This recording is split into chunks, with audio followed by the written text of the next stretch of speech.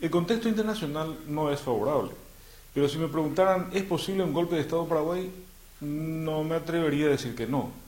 No estamos hablando de este tema por lo que pasó en Honduras, sino más bien por lo que pasó en el Congreso Nacional, en donde la elección de las autoridades del Congreso para el nuevo periodo legislativo y sobre todo la elección del presidente del Senado, que es el presidente del Congreso, se realizó en base a maniobras raras de pactos que no se cumplieron, compromisos que se pisotearon, mentiras, un juego de póker que al final dio un ganador que nadie esperaba.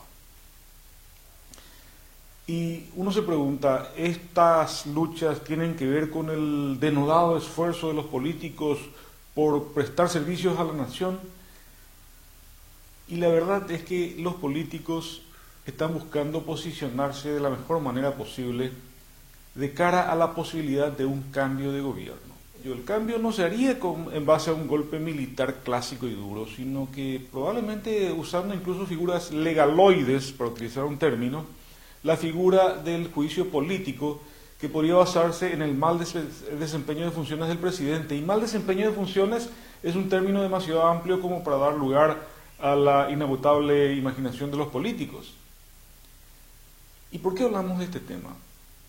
Porque el gobierno de Lugo es desastroso. El gobierno de Lugo no es el mejor, evidentemente, pero lejos, muy lejos está de ser el peor. Pero entonces, ¿cuál es la causal?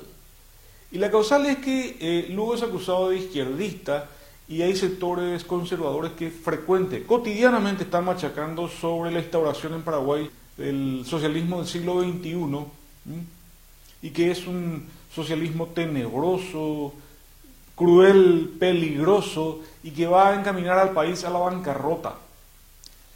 Y tal vez no sea así, pero los sectores conservadores nos plantean de ese modo el tema. ¿Y por qué la elección del Senado, la elección del presidente del Senado fue tan difícil? Porque el presidente del Senado es el presidente del Congreso y es el tercero en la línea sucesoria del poder. Si mañana lo quitan de en medio a Fernando Lugo, el presidente, va a asumir el vicepresidente, que tal vez se vea obligado a llamar a elecciones inmediatamente y en ese caso va a renunciar a la presidencia porque tiene que preparar su campaña política. Federico Franco, el vicepresidente, tiene pretensiones presidenciales.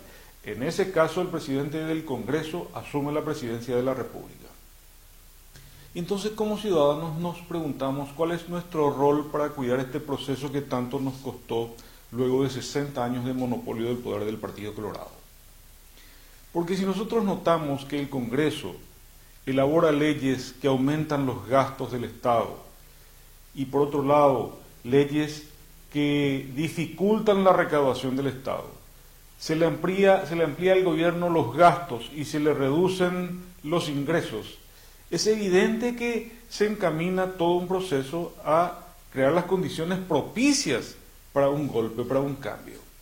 Y si nosotros los ciudadanos generamos ese cambio en base a un esfuerzo enorme en las elecciones del 20 de abril del año pasado, y mañana un grupo pequeño de políticos respaldados por los sectores poderosos de la economía deciden un cambio simplemente ellos, a espaldas de lo que nosotros decidimos, porque así responde a sus intereses, ¿cuál es nuestro rol? ¿Cómo podemos ser contralores de este proceso, protectores del proceso?